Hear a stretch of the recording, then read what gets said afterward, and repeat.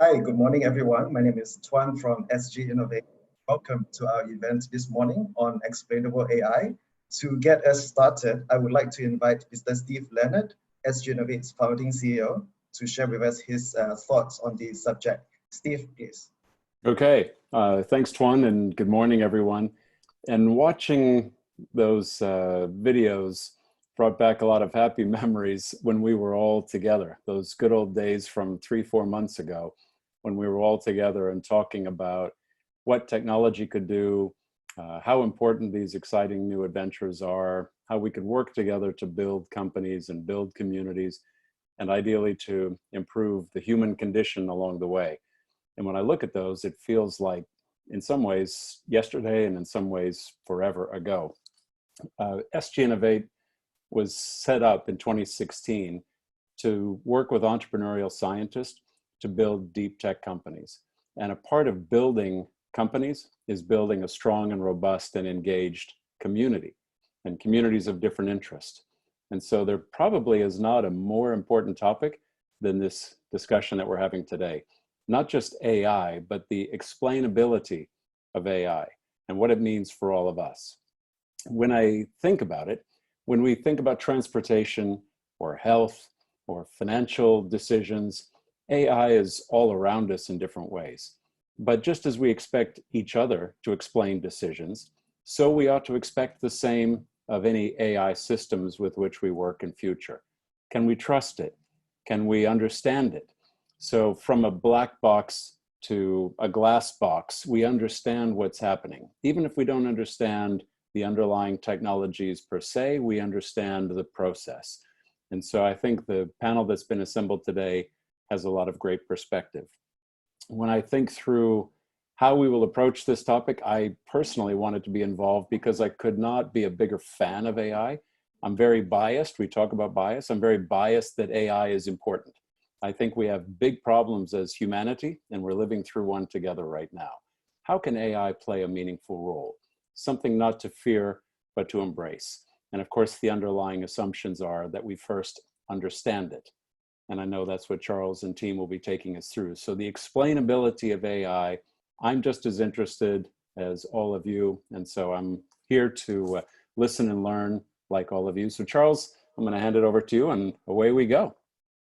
Excellent. Thank you very much, Steve. And I couldn't agree more. This is such an important, interesting topic. One of my favorite topics as well to cover. So looking forward to spending the next hour with everybody talking this through. My name is Charles Ross. I'm the Asia Editorial Director at the Economist Intelligence Unit, and I cover a lot of different types of research, but frequently from an industry management point of view, it frequently comes back to AI, how companies are thinking about it, how they're trying to adopt it, what are the barriers which are sort of preventing them from greater adoption. So we're going to explore some of these elements on the webinar today. Let me just share my screen. I've got a couple of slides to run through for us first. There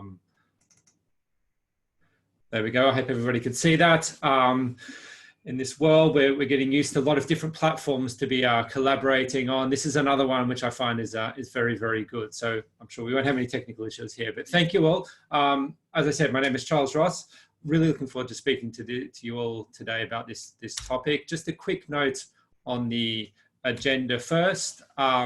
Short welcome from me. I've got a couple of slides. I'm just going to sort of put AI into context and why, and show through a few data points why it is such an important topic and so important for business and industry. Then I'm going to hand over to David, who is the Senior Advisor for Data and Artificial Intelligence from UnionBank, and he's going to talk a little bit more about what explainable AI is and why it is important. Then Nicolas, who is the co-founder and Chief Science Officer from Element AI, will go into a bit more detail about how explainable AI can be applied, and we'll get into some of the use cases that we're seeing at the moment. We'll also touch on the impact that COVID-19 is potentially having on the need for explainable AI. And then we're going to leave plenty of time at the end for a good, solid discussion. So I encourage you all to use the Q&A box on the tool and answer as many questions as you can, ask as many questions as you can. I will promise to answer as many as we can, and so will David and Nicolas. So we're going to leave about half an hour at the end of the call to be able to do that. So just getting into the detail a little bit. Since I started The Economist way back in 2013, I've been talking about data analytics and then sort of slightly more recently, artificial intelligence. And so it's a big part of the research that we do at the EIU. And the reason why is because of all the promise it has in terms of the benefit it is meant to provide to countries, to businesses, and to the end user as well. We tried to quantify this. Sort of the benefit it would have at a country level a couple of years ago for this big project we did for Google. And what we found was really encouraging. So on the left-hand side there, you can see the chart, which shows whether if a country is putting greater investment into AI and creating a positive policy environment for artificial intelligence through to 2030, that will have a huge impact on GDP. The biggest beneficiary is my home country, Australia there, which will is expected to have a 2.71% uplift in GDP over that period. So really some significant benefits to the organization. But on the other side, if countries get this wrong, if they get the investment wrong, if they get the policy environment wrong, it's going to have a really negative impact on their country as well. So, a lot of motivation for countries to set the right policy framework to make this possible and get that benefit out of there. Companies as well are recognizing the benefit of artificial intelligence, and all of across all of the research we do, whenever we're surveying businesses and we're asking about which technologies they're investing in, the number one is always artificial intelligence. And so they're really banking on the promise of AI as well. But to get there, there'll be a lot of challenges as well. They can range from the lack of skills that companies have to be able to implement this and adopt this. And that's frequently one of the biggest challenges. It's not investment. They all seem to be able to find the money to invest in AI, but it's the skills to be able to implement it. The other big element there is around trust of AI. And so from a sort of a public perception point of view, there's a lot of work which needs to be done there, because some sections of the media like to play this sort of very dystopian view of the future, where AI is going to take everyone's jobs, and they're going to take over control, and we're going to lose a lot of the sort of the value that we have now as a civilization. So this dystopian view is having a sort of a detrimental effect on the levels of trust that the end user has in artificial intelligence. Better communication can help address some of these things. We try and do that at Economist by communicating clearly through some of our newspaper articles, and these are a couple of covers that we've had over the last few years, sort of really focusing on communicating better about what AI can and can't do, and the promise and the perils around that as well. So better communication can help address those levels of trust. The other element of that, of course, and we're going to explore this in a bit more detail, and a lot more detail today, is the ability to explain how AI operates and comes to the certain decisions that it comes to. And I think being able to do that in a much better, clearer way will be very beneficial for the greater use and adoption of artificial intelligence in the future. And the last point we're going to touch on is we can't talk about what's happening in the current business environment without mentioning COVID-19. So we're going to explore a little bit the implications that is having on artificial intelligence and the need for explainable AI within the current context in which we are operating. So I'm going to pause there, and I'm going to hand over to David, who again has some slides as well. He's going to go through it. You've got him for the next 15 minutes to go through what AI is and explainable AI is in a bit more detail, and how it can be implemented. Let me stop sharing my screen for you, David. Over to you. Thank you. Thank you very much, Charles, and thank you very much again, Stephen, for that wonderful introduction. Can everyone see my screen? I'm hopefully yes. So first of all, thank you again for the introduction and for the invitation to participate in this webinar. I mean, those who know me know that I get very enthralled whenever there's a topic about explainability and what it actually means to us. Now, I want to spend about 10 to 15 minutes to give a high-level just intro before Nick will come in to give his, and then to the discussion that I'm very much looking forward to. And I want to anchor that while it may seem slightly high level, it is very much, at least from my perspective, from a practitioner's point of view, some of the considerations and some of the points that data scientists, data artists need to keep in mind as to what is explainability and what does it mean in the end of the day to us and how we should be thinking about this. Now, as part of the, this is where technology fails and make sure okay, to kind of really jump into it and allow me to take a few steps back and ask the question of why explainability? And I say this because at the end of the day, what is it that we're truly seeking? And I don't know about yourselves, but as a person has built models, that has been in front of business people and so forth, and had been asked to explain these things, I can truly say that I felt as John Turturro looks in the Oh Brother poster in times. But this, at its very onset, triggers us to think about why explainability, and actually explainability, to be as simplistic as possible. It's human. We want to understand. We want to be able to comprehend what we're doing. And that kind of introduces a new dimension of it. So it's not just a matter of explainability, it is about the understandability of things. And why is that needed is to elicit trust. So having this as a very initial foundation is a very, very important element, because we need to remember that when we go down the path of explainability, it isn't just about explainability. It is about disseminating and being able to explain and understand, for others to understand what is it that we're trying to communicate to establish those trust elements. Now, with that note, let me still stay in a bit of a kind of a history lesson and talk about cars for a second. And I kind of found this wonderful little picture kind of showing the evolutions of various automobiles over the last century and a half, give or take. And it's a wonderful illustration because right now, I would presume, I mean, I can't, if I get into any hybrid car or one of the Tesla models and someone said to me, David, explain to me how this car works, other than saying, I click this button, it switches on and I drive to my destination, quite frankly, that's where I fall short. However, if you'd have owned a Ford Model T back in the 1914s, I'm pretty sure you were able to explain it to the T, literally. Because other than the fact that they would have been, would have broken down on a much more frequent basis, and there was a necessity to fix it. So it kind of shows us that this path of explainability and understandability is actually nothing new. We have gone through it. However, there's a fundamental key difference here.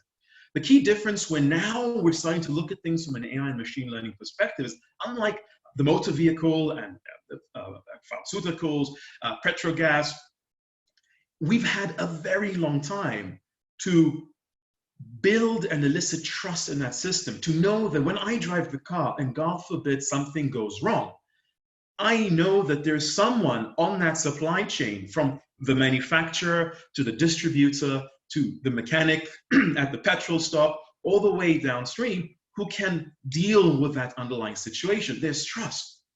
But AI, and despite the fact that as a data scientist, a lot of times we feel that a lot more could have happened within this duration, and we constantly want to happen, the duration in which it was introduced to all our lives, it's a leap in terms from a timeline perspective.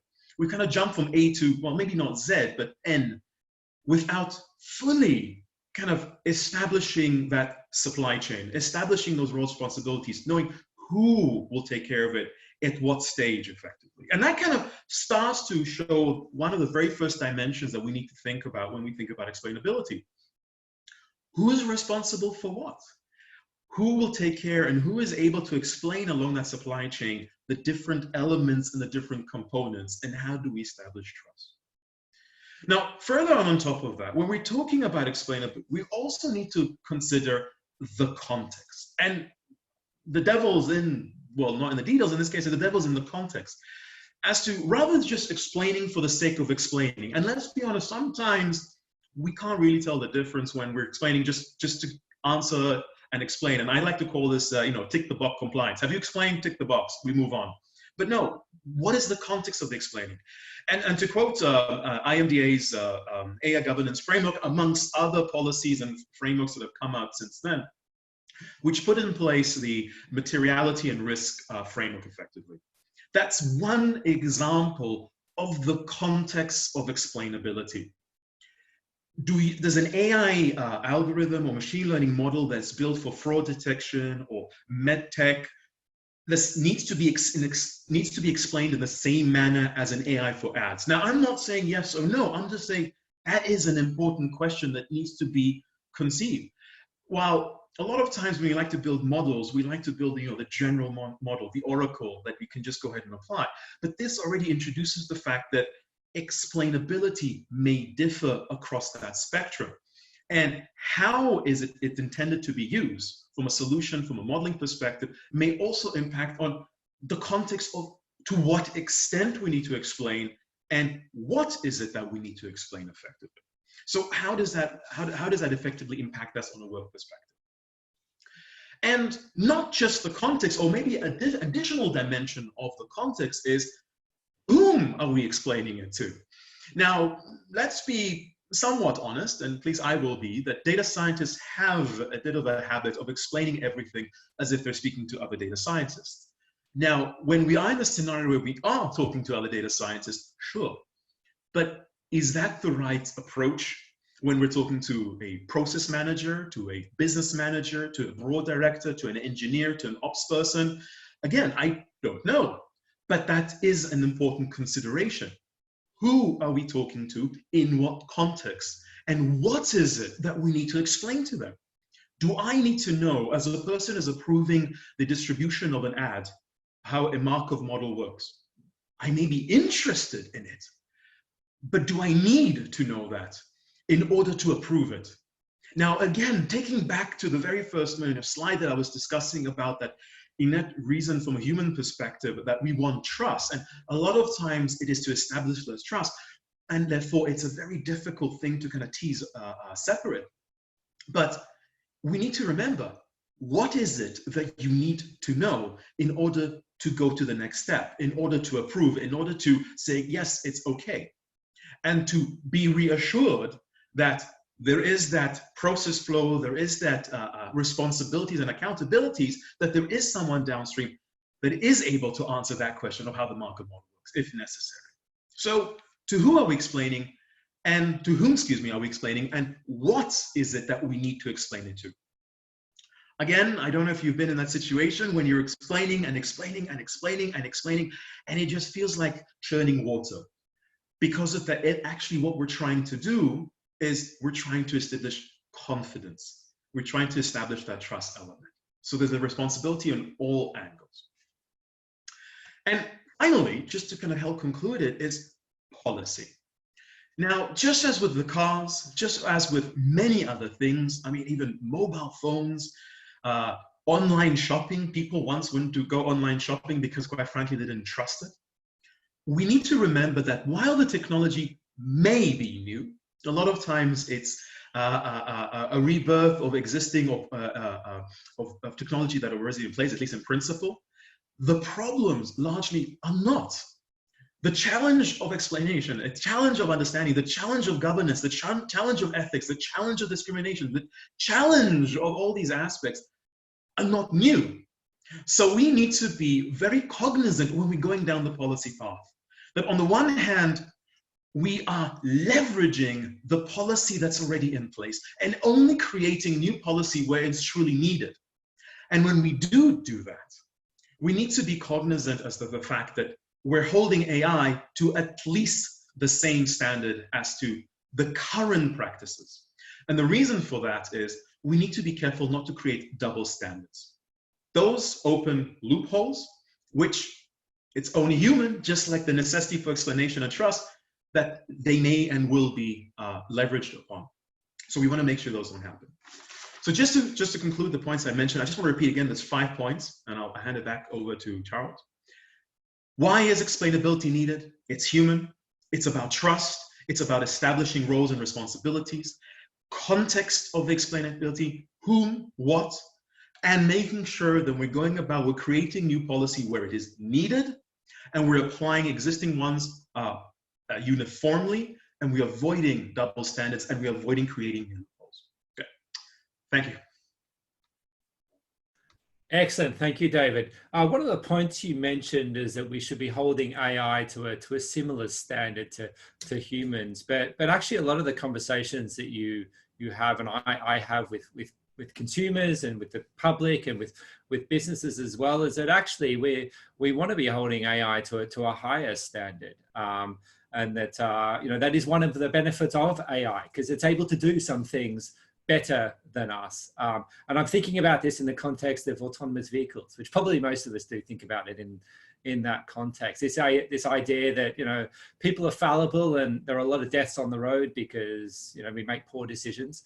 But AI, doesn't need to make poor decisions. So we should expect a lot fewer fatalities coming from AI. So do you not think in that sort of context that we should be holding AI to a higher standard?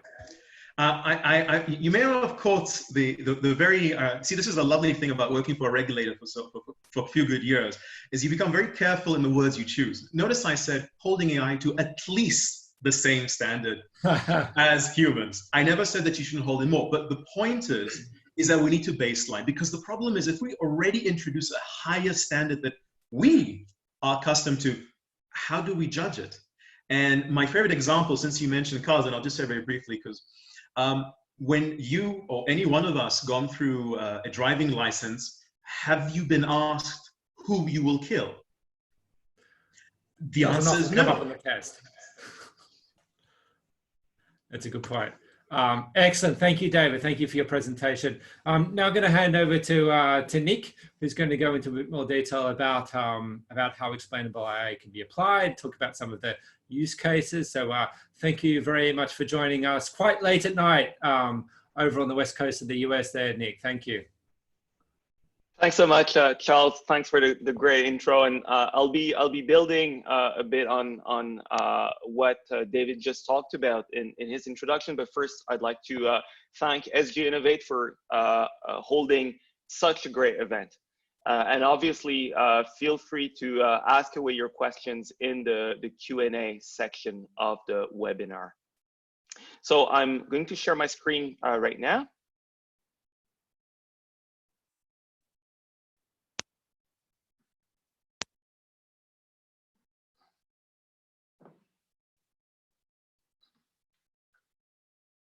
Let's make sure that this is all right. Okay, so as David outlined during all of his presentation, pretty much is how important explainability for AI is in helping us build the right kinds of trust mechanisms that will let AI play a bigger and bigger role in our society. Ultimately, we would like to build the trust that lets AI signal that it has the ability to make good decisions, not just to individual users of AI models, but also to companies in which they run, to society, and to the regulatory bodies that are part of society. So we view really explainability as one of the basic mechanisms that let us start to establish and build and maintain those trust relationships. So kind of building on a bit what David talked about during his presentation, we really want to start by why does it matter at all, and why it is important. I think David did a really, really good job of setting the broad context, but we are going to give a few more examples. Then talk about the what of explainable AI is today, and how it should evolve, and how we should think of explainability in the context of whole systems when we're trying to assemble a collection of different models that all operate together. What are the the sorts of standards that we should build and think about so that we can get some sort of explainability for the entire system, and that ultimately we do not have a collection of boxes that all give us partial explanation, but their entire behavior is actually in their interaction.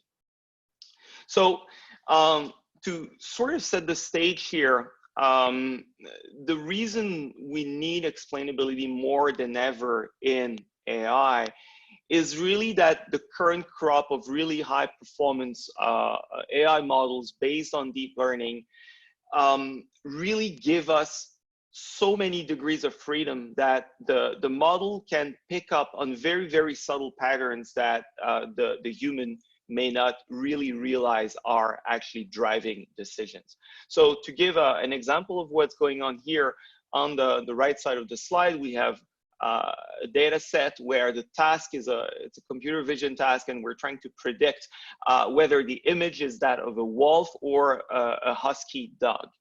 And you can see that the trained model is doing a pretty good job, but it's having one mistake in the bottom left corner, and we're trying to understand what's going on. And you might be looking for a while before you realize that in the training set, all the data that we have been showing of wolves are shown on a snowy background, whereas all the backgrounds of huskies are shown on an earthy background. And really, the model found that it was a lot easier to pick up on this very, very major difference in the broad pixel statistics of the image than the subtle facial feature differences that are much harder to learn and harder to generalize. Yet, as humans, this is what we had in mind. And unless we have an explainability mechanism, it will take us a really long time to figure out that this is what the model has learned. So stakeholders will naturally ask, can I trust this AI system? You know, some of the questions that we may ask from a single user perspective, let's say a consumer getting a decision taken for him or her at a bank, is this model going to be giving a right prediction for me as an individual? Then at a slightly higher level, a business might be asking, is this model going to give decisions that will, on balance, be good for my business? Will, let's say, balance the short-term sales benefits with the long-term considerations of maintaining a good brand equity, for example? And then at the more societal levels, we can have regulators that ask, well, if all businesses in a given industry start deploying those models all at once, will this start to work together in ways that we had not anticipated? And our suggestion is that a key to answering those kinds of questions is to build explainability mechanisms in models.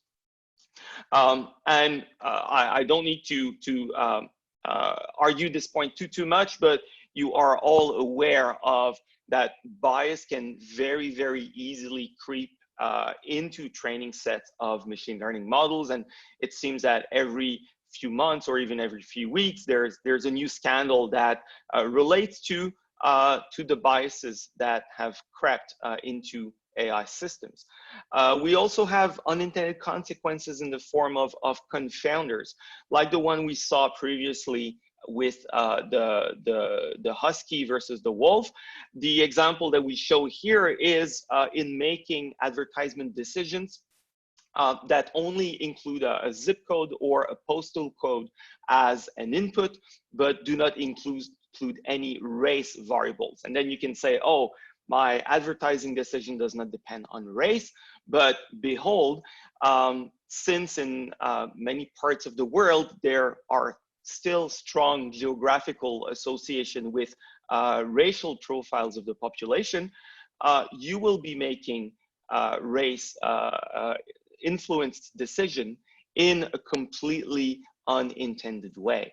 And the third aspect, touching on the systemic issues, relates to pricing agents, for example, and there's some literature on the topic, pricing agents that start exhibiting collusive behavior when they start responding to one another price changes without any explicit collusion with one another. They just observe completely fully observable behavior from all the other parties in the system, and what we get is a kind of system level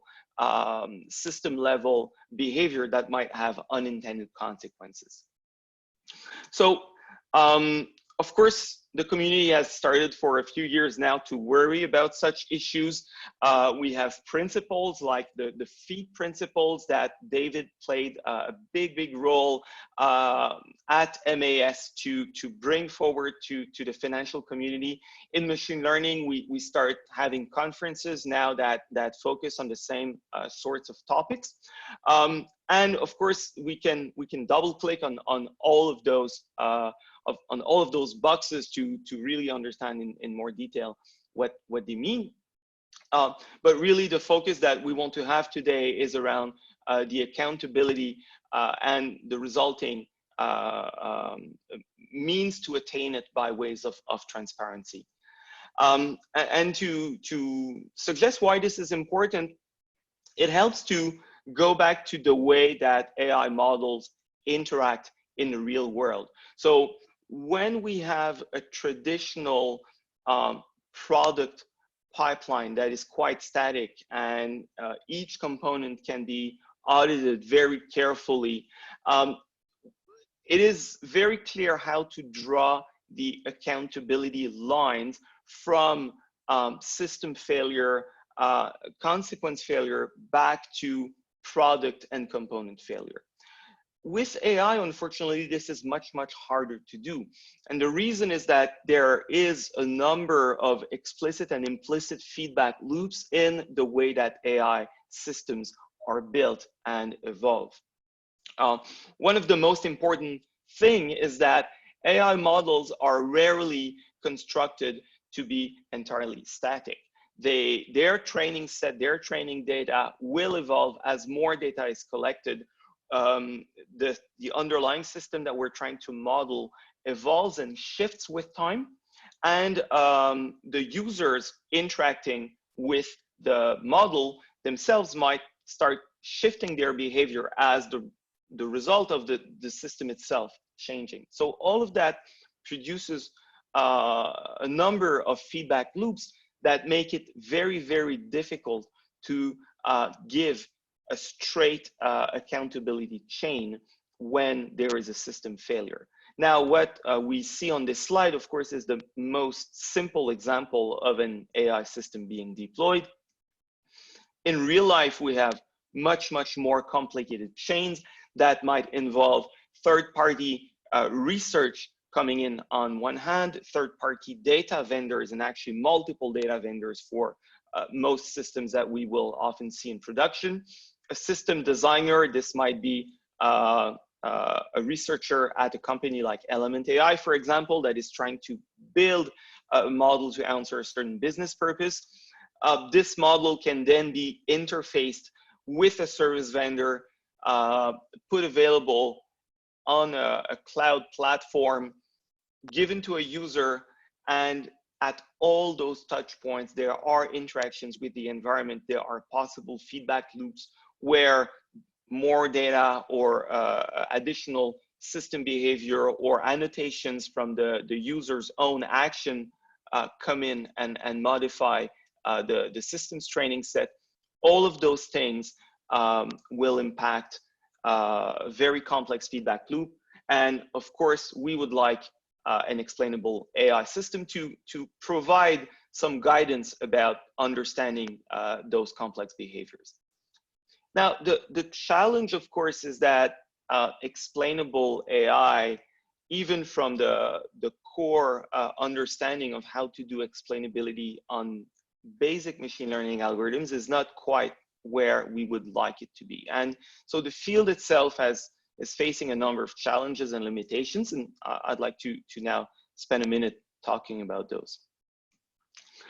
So as David alluded to earlier, when we talk about explainability, we need to be clear about what we are explaining to whom and for what. We need to have in mind very, very clearly the user role and what these people are out to do with the explanation. So just to give a sample of the possible roles that we will generally encounter in practice, when we build a machine learning system itself, of course, as creators of the system, as AI engineers and machine learning engineers, we like to have as much an in-depth view of the system as possible. Then, of course, we will have users that will be trying to use these trained models, the so-called operators, and those operators will be making some decisions that then need to be executed, possibly by other people, and those executed decisions are then performed on people that are what we call the decision subjects. On top of that, there might be some data subjects that came to provide some of the raw material with which we want to train our models. And finally, we can have third-party examiners. So either an internal audit function within larger organizations, or the role of a regulatory body that might want to understand a little bit better whether the system that we are creating and putting in front of users operates in a fair manner with respect to selected subpopulations, for example. So what we see is that there is a number of different people that will need explanations, and therefore many different kinds of explanations that need to be given. Now, the challenge, of course, starts from even the lower level of giving explanations. And as an illustration of that, we built a computer vision system at Element AI to help large consumer packaged goods and retailers detect whether there would be copycat products infringing on a visual identity of a product, for example, on the internet. And what we found is that the model itself was very good at detecting fakes and copycat products from among the very, very large collection of products that the retailer was maintaining. But the reasoning of the model itself was considerably too opaque for it to serve as a basis for legal action against the copycat makers.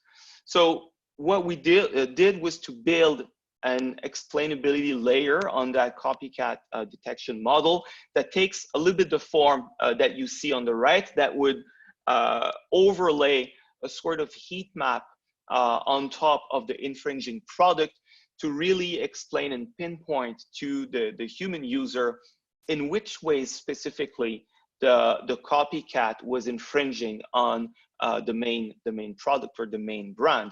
And we found that this was enough to then enable proper legal proceedings to pursue. But it was really by having an understanding of both the technology and the use case and the user and the business context in which the explanation was required that we were able to come up with a successful solution.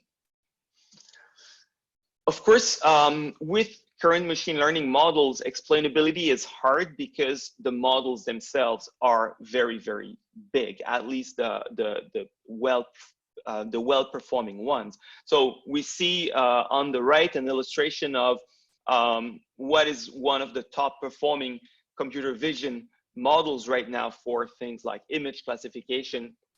And each of the small boxes that you see can represent thousands or hundreds of thousands of adjustable parameters.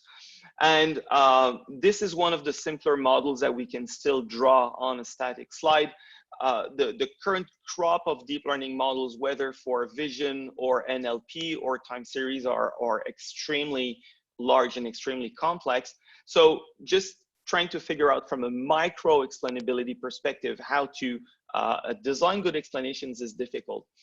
A deeper problem, though, is that the field is still very immature and we don't have a notion of quality metric to evaluate the explanations. So we don't know if we are making progress on the job of providing better explanations or not. And it's very hard to compare different methods. The final issue, of course, is that the kinds of explanations that we see is not actionable for most users. So you might think that your decision tree algorithm is great at giving you explanations, but it gives you something that looks like on the left, the reason why it made a particular decision about a client. And of course, unless you know very, very deeply about the kinds of variables that the model takes as input, the kinds of transformations and so on, this explanation will be quite useless to decide what you're going to do with it from a business perspective. Another example that we see on the right is that you might have a computer vision model with a very fancy saliency map algorithm to give you, which parts of the picture were most important in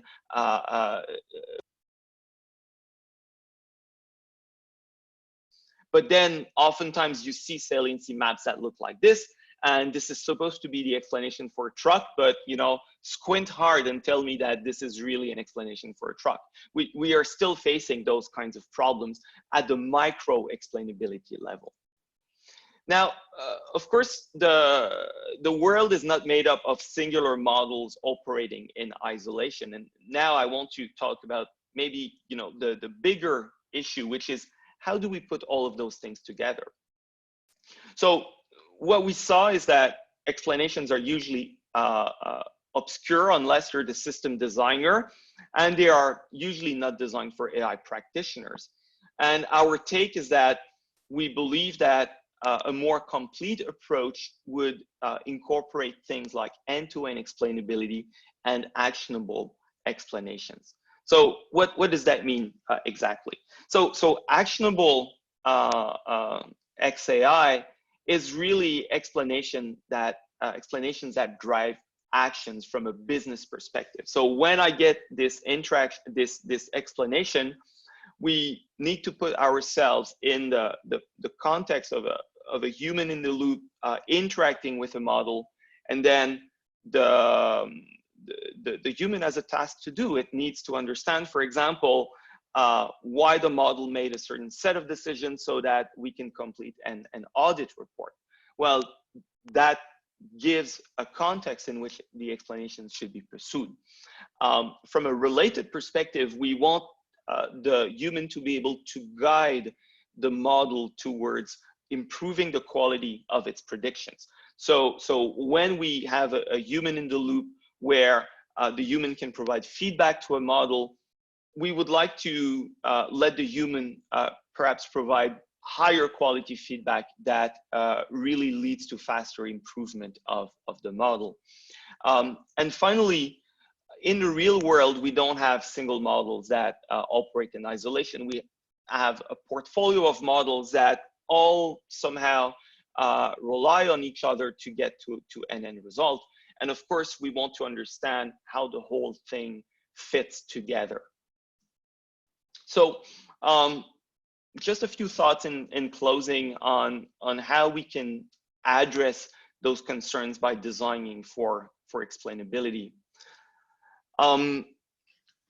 Here, one of the first principles that we have found useful is the idea of combining partial explanations and partial characterizations of uncertainty, for example, that come from the individual building blocks in a more complex model in order to get a systemic view of the way that a model makes a global decision.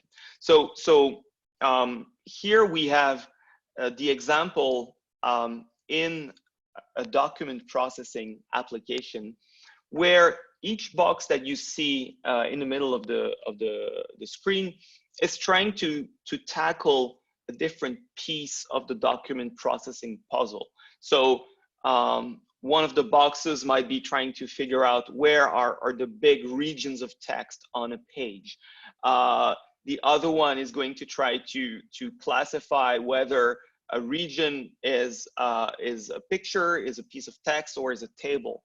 The other one is going to try to do OCR on characters, for example.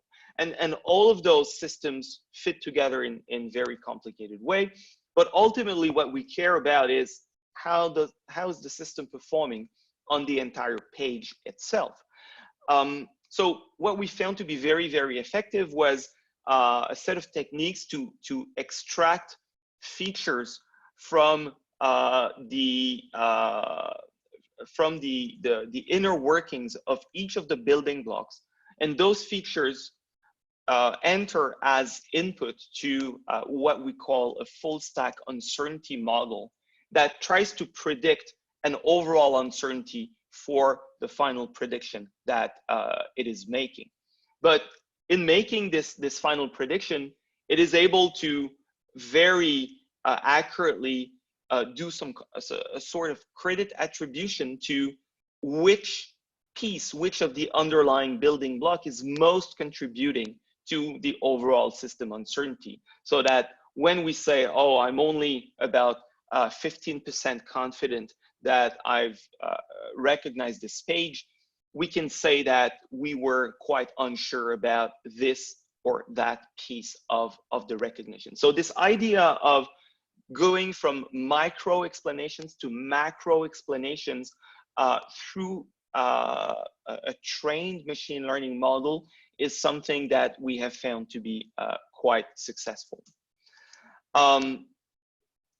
Another challenge and another perspective that we have found to be very, very helpful is to involve designers and policy experts very, very early on in creating the right kinds of explanations that are both creating business value, but also help from a risk management perspective. And this came from an observation on the right side of the page that is given in a recent review paper in the medical domain, where they list the set of explainability techniques listed on this page. And then they observe that the vast majority of those have not actually been tested on human subjects to make sure that those explanations are actually successful in making the human understand the machine better. So we have a whole literature that actually does not care so much about doing the final validation, the hard piece of validating explanations with a population of users to make sure that the models are actually fit for purpose. And a final perspective that we have found to be quite helpful is in enhancing existing models that can be very successful in production with an explainability layer. So we worked with a very large car parts manufacturer that was having a very good quality control computer vision system already in production with only about 1% error rate in production. But still, their own customers were wary of the bad pieces that they got once in a while, and that they really wanted to understand what was going on. So we built an explainability layer to first explain the existing errors in both training data and out of sample validation data, and provided the way to recalibrate the classifier so that we can greatly improve performance on false positives while keeping the false negatives constant. This was a very, very successful interaction between an engineering team having a trained model and a collection of machine learning engineers and design researchers that really understand the human in the loop dynamic to create the right kind of explanations for the task at hand. And quickly in closing, what we think is that the way forward for explainability is really to integrate it at every step of the AI application development lifecycle, from data collection, the model creation, training, evaluation, interface design.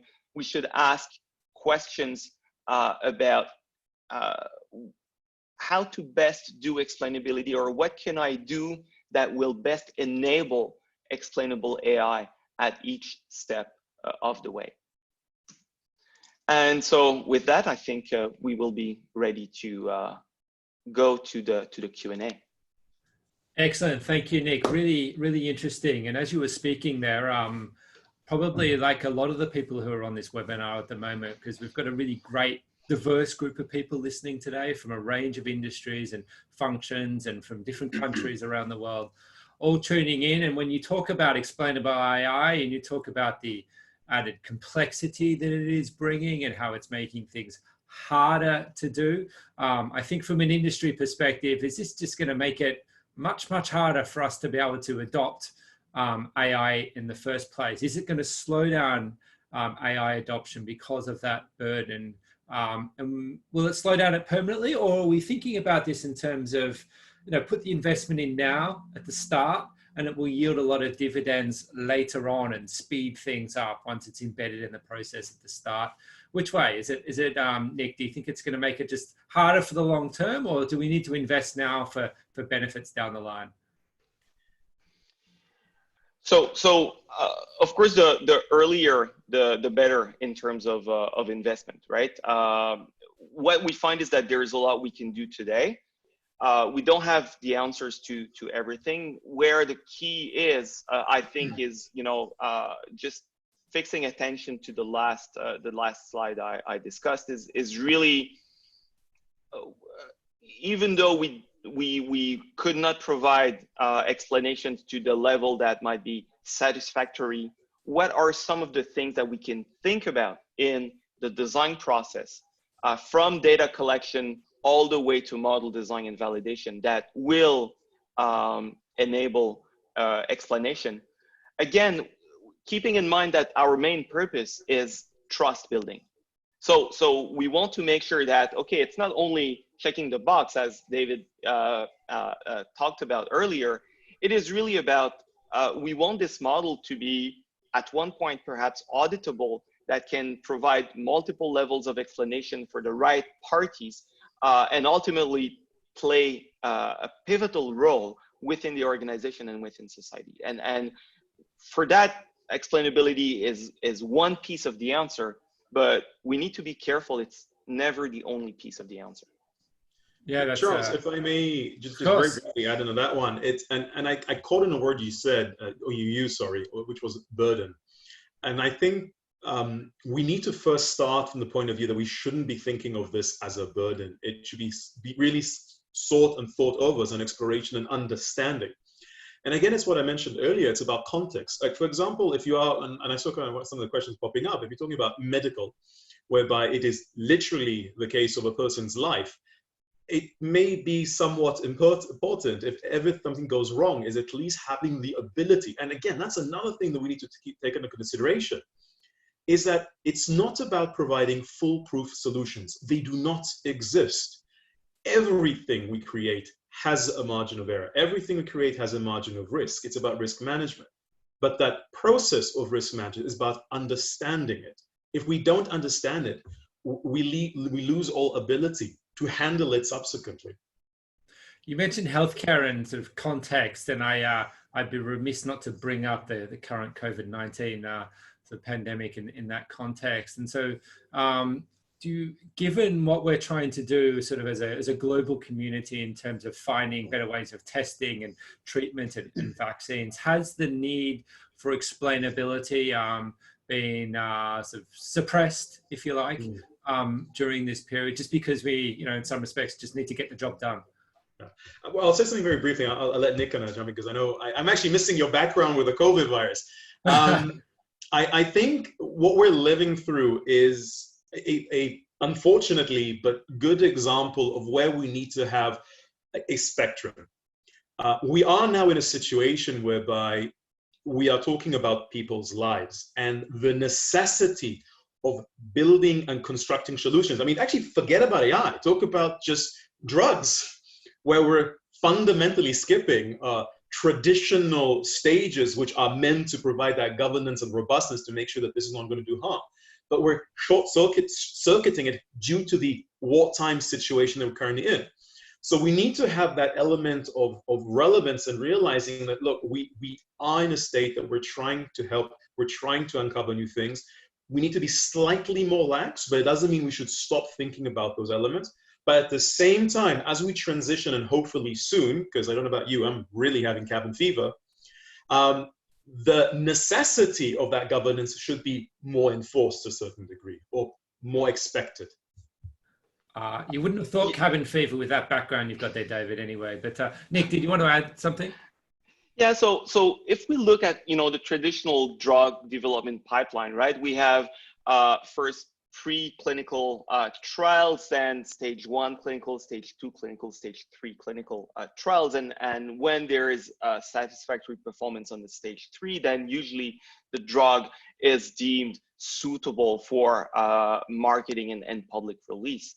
And we can view these stages as explainability for biology. We're trying to understand the way that a drug works on an extraordinarily complex biological system by a very careful sequence of steps that make sure that we try to balance the risks and benefits at each stage of the way.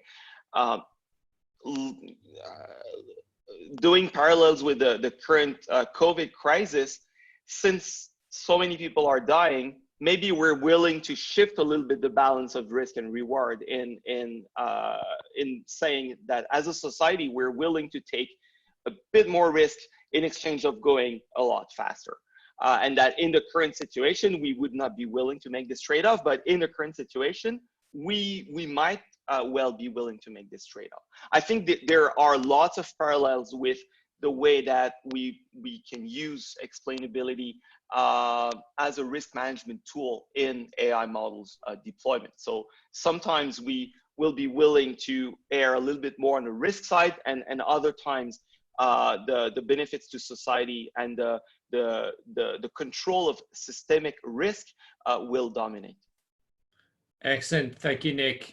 Just staying on that point for a moment, we've got a lot of questions coming in from all of you out there. So thank you very much. And I'm going to attempt to answer a few of those, or raise a few of those now. So one comes from Sol, who asks, explainability is definitely needed, but should domain experts have more active involvement in the training, validation, and deployment stages of AI? And he talks about the example in medical diagnostic AI application, whether doctors should play a more active role in providing training data and monitoring the performance of AI. So, these real sort of on-the-ground specialists have more of an active role in there, and it's not just left up to the data scientists. What do you think on that? Well, could not agree more on that front. Myself, I have been involved separately from Element AI in a medical imaging AI startup where our most successful progress has always involved keeping the doctors very, very close to the AI scientists, because they can see things that the AI people don't see, and vice versa. And we have found that kind of collaboration to be extremely productive. Absolute and resounding yes. I mean, business users, whomever they may be, I mean, sometimes the business user is the data scientist, although most of the time that's not the case, have to be intimately involved in the process. And in fact, I like to say that that's a litmus test, because if they're not involved, high risk of failure. Yeah, good point. Another question here from Philippa Penfold, who asks, should explainability be similar to supply chain transparency? Which, you know, we do a lot of research on at the EIU, and we know that they're actually not very transparent. So that's just another sort of challenge for a discussion for a different time. But instead of sort of that concept, thinking about, instead of laying blame or deciding who is accountable for in this process, can we not just make the full cycle transparent, thereby making users an informed decision maker in the process? David, I think this is to your point. Yeah, sure. No, so again, I mean, I think thinking of it as a supply chain makes a lot of sense. And also to, again, not to be pedantic about terminologies and words being used, the objective of accountability shouldn't be linked with blame. Accountability doesn't mean blame, it means responsibility. And ultimately, even in a supply chain, there need to be people who are responsible with respect to those stages. Even if that responsibility, the answer is, I don't know, but now I know who is responsible to go and find out. Having transparency, and actually this also, if I kind of link to another question that always pops up about black boxes through AI or machine learning endeavors, is extremely important. And it goes down that path of what I mentioned earlier, and Nick also kind of mentioned, it's about trust.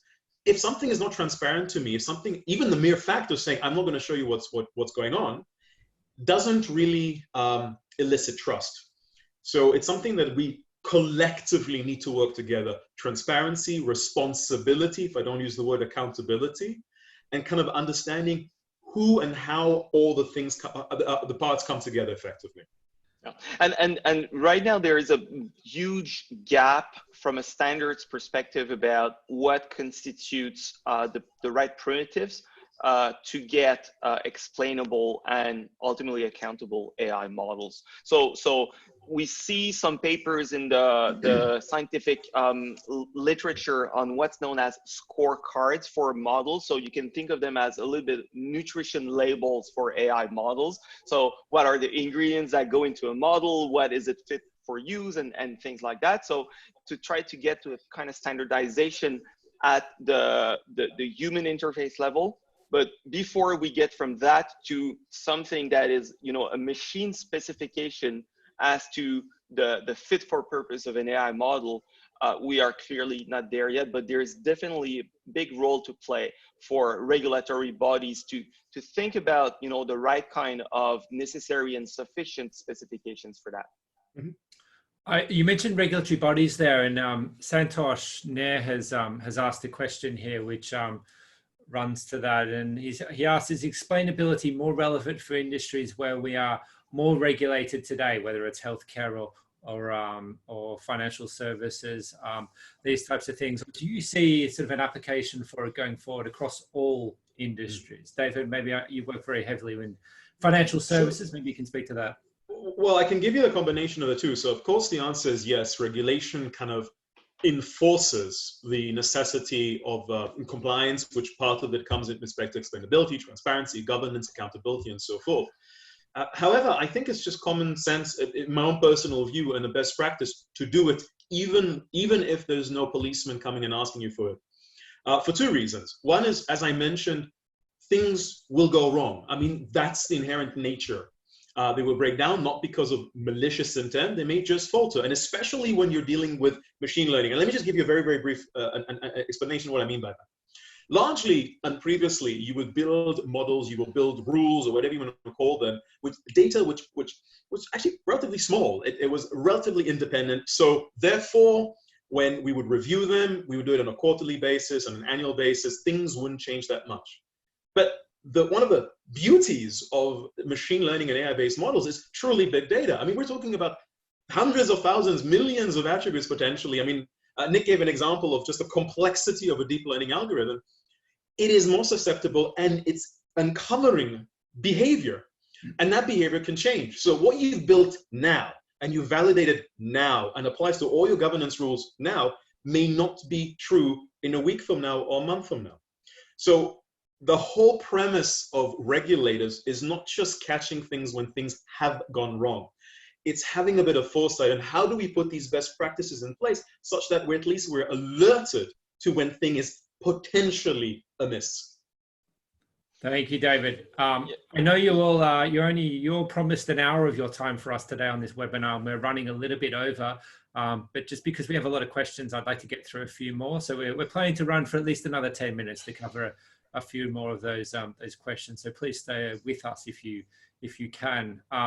Next question is one to you, Nick, and it sort of builds on the example you talked about, fakes, and whether sort of AI-based explanations could be acceptable in a court of law ultimately. And this comes from Santosh. So the big disclaimer there is that I'm not a lawyer, so I will need to make big qualifications on this. But if we can understand, and certainly for intellectual property and trademark infringement, the jurisprudence can point to us to a set of fairly specific points that will be checked in court regarding infringement. And it's absolutely not out of the question that for within those contexts, the computers will be able to do a big part of the work. Is the proportion going to be 90, 95, 99%, 100%? I think it's too early to tell, but certainly provide a very, very good amount of leverage and amplification to the human lawyer. There's no question about it. Excellent. Very interesting. Thank you. A few of the questions which have been coming up have been touching on the skills required for organizations to implement this, given have they changed given the sort of added complexity that explainable AI will bring to that. I wonder if you can, you probably both have an opinion on this. I'll start with you, David, whether you think that the sort of the skills out there that organizations need to be able to sort of attracting and accumulating to be able to get good at doing this. Do you think that will change because of explainable AI? And if so, how? Well, I think the skills that are needed are not necessarily explainable AI skills. I think it is data competencies. And again, when I say data competencies and foundational data, I'm not talking about everyone has to become Python programmers, although it may be interesting if it does happen. But in order to have a better understanding of what it means to explain, or at least at the very least, be able to ask the relevant questions that you need to understand to do your job, or you need the data scientist, whomever in that supply chain, in that transparency to answer, you need to have a competency of data. You need to understand its context. So absolutely, I truly believe that's a skill that everyone needs. I mean, look at the way we're now working. Everything is digital. But to be honest, again, it is no different from what we've experienced. I mean, previously you would have specialists in the organization with typists. They don't exist anymore. You would have Excel and Word coders, or not coders, sorry, writers would be usually largely in the IT. Then now it's the entire organization. So it's really about how do we constantly move the knowledge and capabilities forwards. And I truly believe that will start addressing a large number of the clarity or the necessity of clarity and the lack of clarity in terms of explainability, rather than something like, oh, no, we need to have explainable AI, we need to have ethical AI. It's what is it that we're truly trying to answer? What is it that we're truly trying to know and understand? Yeah. So on that note, what we find to be most meaningful is for organizations to put together strong AI governance capabilities. So what is the kind of internal controls and oversight for the different kinds of AI models that will be having an impact on the organization?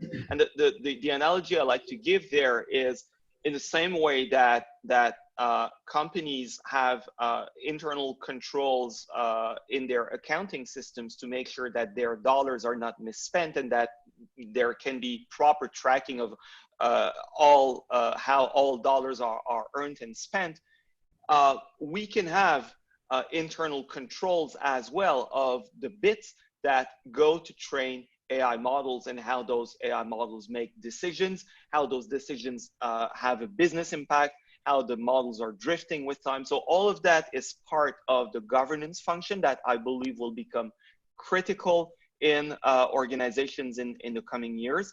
And of course, explainability is just a small part of that governance function.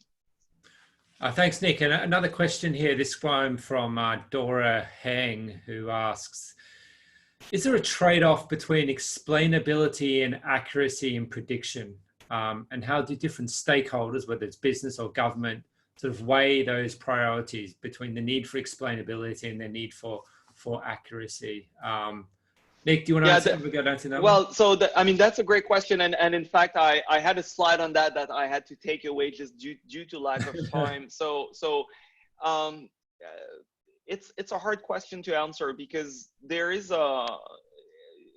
let's say, a common folklore in machine learning that there is indeed a trade-off, that there is indeed this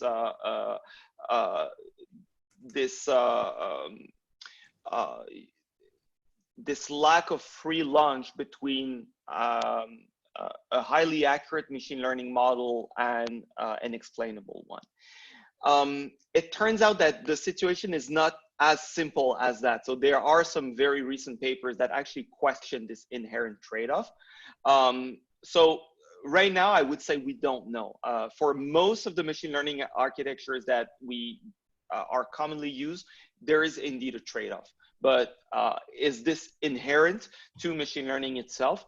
Right now, we do not have an answer to that question. Excellent. Another question for you, David. This is coming from Sun Jugong, who asks that, thanks for identifying the issue of building trust. And obviously there is a clear sort of linkage between explainable AI and the building of trust. However, AI solution firms are resorting to keeping their AI in a black box to protect their IP. This is not helpful, obviously, for business unit users. What is your view on this? Well, first of all, yes. And this is kind of also what I mentioned, that it's a joint effort by all participants, from regulatory bodies, the business people, organizations, and of course the vendors as well. I see it actually happening on three fronts, if I may. One is as industries, and we're already seeing it, and it started already in the financial sector, medical care, and it'll move onwards, whereby there is a requirement of transparency. So you already have a discontinuity between what a vendor may want to do and what is actually required by compliance.